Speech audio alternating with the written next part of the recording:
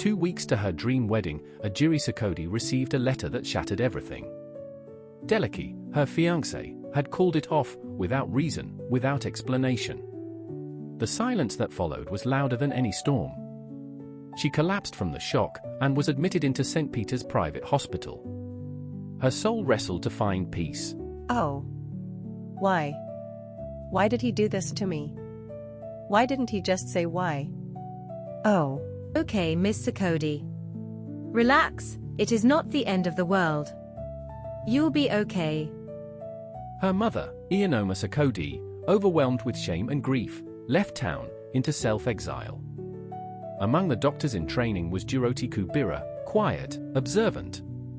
He watched Agiri in silence, admiring her strength even in her brokenness. But she remained unreachable, her heart buried beneath betrayal. On her discharge, Dr. Kubira had this dialogue. I am sorry, Miss Sokodi, that you have had to go through the trauma. You did not deserve it, even for any reason. Thank you, doctor. I am okay, and I believe that time certainly heals the wounds. I truly admire your personality and will be happy to lend my shoulders for you to lean on. Can I call to share words of comfort with you? Thanks, doctor. That is very thoughtful of you. For 2 years, she rejected every suitor. Love had become a language she no longer believed in. Dr. Duroti Kubira made several attempts to reach Agiri on the phone, but she deliberately refused to take the calls or return them. Then tragedy struck again. Her father, Chief Ianoma Cody, passed away in a London hospital. The weight of his loss sent her mother back to the same hospital, this time as a patient. It was during those visits to her mother that Agiri and Dr. Duroti crossed paths again. You don't have to walk through this alone, Agiri. I promise to be by your side through this. Thanks again, Doc, and I appreciate your concern. Their hearts began to soften, slowly. Her mother, watching from her hospital bed, smiled. Perhaps love could bloom again. The doctor was with Agiri throughout the funeral period of her father. But just when joy peeked through the window after the funeral of Agiri's father, a court order crashed through the door. The headquarters of Sokodi Publishing Limited was seized over an unpaid $2 billion loan. The family name was dragged through mud. To escape the scandal, Agiri relocated to Tariga City, 400 kilometers away from Gayibo City. She needed space. Also, she needed to relocate and manage the second largest branch of Sokodi Publishing Limited, in Tariga City. The distance strained her budding love with Dr. Duroti, until it broke. Then in Tariga City, Tangelo Oda, a handsome, successful but chronic ladies' freak, came in disguise to offer a mouth-watering publishing contract of a book to Sokodi Publishing Limited. He met with Agiri in her office and the business negotiation switched to love and affection advances. Agiri was too smart to uncover Tangelo's mission and dismissed him, as this dialogue exposes.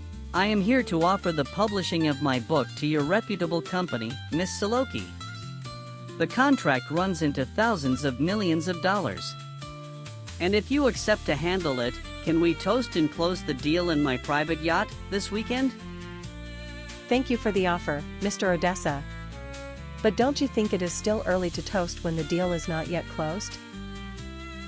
Miss Soloki, we can close the deal in my yacht with all my staff, the author, editors, my accountant, and all others in attendance. That is my way of finalizing business deals of this high magnitude.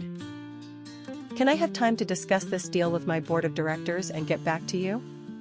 I will call you within a couple of days to plan the yacht date.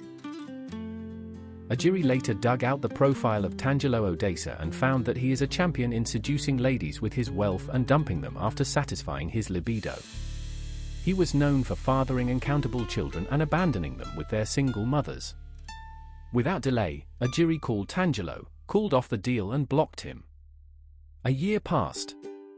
Then came Gayibo Sobiru, so he called himself. Handsome, well-spoken, and somehow mysterious. From their first meeting, it felt like fate had intervened. She was loved again, and quickly. They spent time together at the beach, swimming pool, and strolling around the remote part of Tariga City. She introduced him to Ianoma, the matriarch of the Sokodi family, and marriage plans were set on gear. He claimed his family lived in America. He hired some elders to represent his family during their wedding. Though Agiri had never met any of them nor taken to visit any, she believed him. They married quietly. In 5 years, they had 2 beautiful daughters. Happiness returned. But one question haunted her heart: why had she never met his family? Again and again, she asked, We have been married with 2 children, yet I have not met your parents and our children do not know their grandparents. Why, Gayibo? Tell me why. I have told you several times that they are not in the country. They are in America, and for some family reasons, they are not communicating with anybody, even including me. Don't worry, my love, the family issues would soon be resolved and they will come home. You and our children will surely meet them. Again and again, he deflected. Finally, he agreed. Yeah. Finally, my parents are coming back in a few days. Let us get prepared, get the children ready to travel home to Dahomey and meet their grandparents. Hope you are happy now. I love you so, so much. His parents were visiting Dahomey City, according to him, and Agiri could meet them.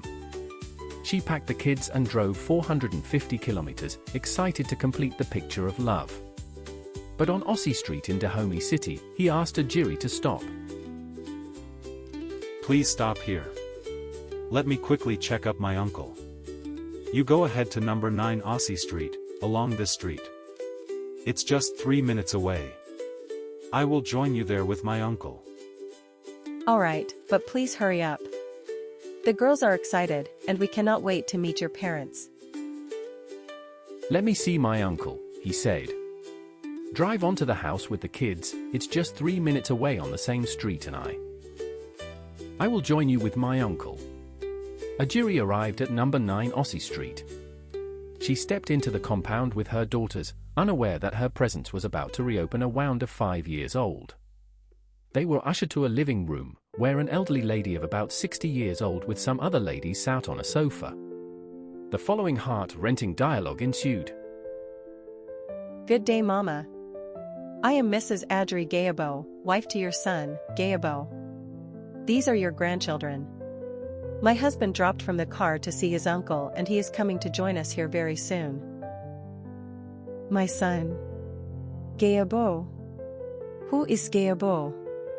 The only son I had was Gaius, and he died 5 years ago. Young lady, you must have come to the wrong address.